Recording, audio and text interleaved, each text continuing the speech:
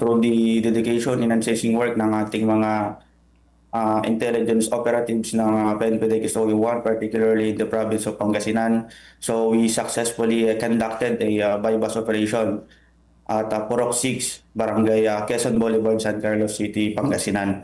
So we successfully seized or confiscated a total of more or less 80 grams of methamphetamine hydrochloride, or ito yung tinatawag nating shabu, with a standard drug price po ng 544,000 pesos. So ang ating arrested personality po ay isang newly identified drug personality which operating in the municipality of Malasiki, the city of San Carlos, Calasiao, Dagupan, Lingayen, Alaminos, and Bani. So ito po ay classified as high value individual. Ito pong ating arrested personality na si alias Abdul or Lulong is apprehended na rin po siya sa violation of RA 9165 way back 2023, pero nakalaya din po siya the same year. So despite ng kanyang arrest, pinagpatuloy niya pa rin po yung kanyang illegal drug activities, and of course mas napalaki pa niya yung kanyang network dahil nga sa pagsampa niya dito sa ating jail facilities. Nagkaroon siya ng mas madaming connections, nakapag-build up siya ng grupo nila, and of course dahil dito sa ating custodial debriefing report, ongoing na po yung ating monitoring and validation dito sa mga personalities na kanyang ni-reveal. Dahil dito nga sa ating custodial debriefing report, nireveal po ng ating arrested personality or ng ating illegal drug personality na galing po ng Dagupan City yung kanilang illegal na droga.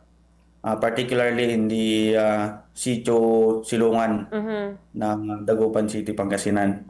So, our transaction, nag-transpire po siya ng gabi, then nakapag-transact na po kami sa San Carlos City ng madaling araw. So, despite of that, naging safe pa rin po yung ating pag-implement or pag-conduct ng bypass operation dahil sa magandang intelligence gathering and yung intelligence-driven operations ng ating intel operatives ng PNP Quezon 1. Yes, Kabombo Justin. As of the moment, ongoing po yung filing of case natin dito sa ating arrested drug personality sa City Prosecution Service ng San Carlos City, Pangasinan for the violation of Section 511 ng RA 9165. We must continue and enhance our efforts to conduct intel-driven operations or yung ating intelligence gathering. So madami tayong sources dyan. Isa na dyan yung ating custodial debriefing report dito sa ating coordination with other law enforcement agencies, and of course yung coordination din natin sa mga local police. Nagkakaroon din po tayo ng Oplan Galogad or yung ating Greyhound operation sa ating mga jail facilities.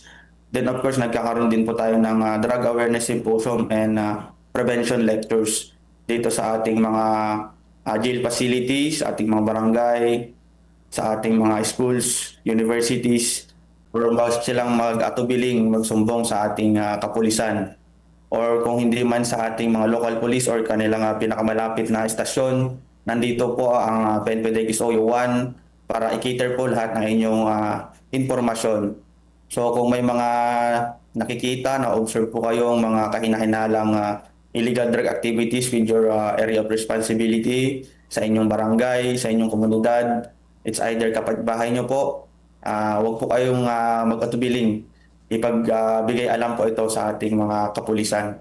At nagpapasalamat din po kami sa continuous support ng ating local government units, ating mga local chief executives for their support dito nga sa ating kampanya kontra illegal na droga.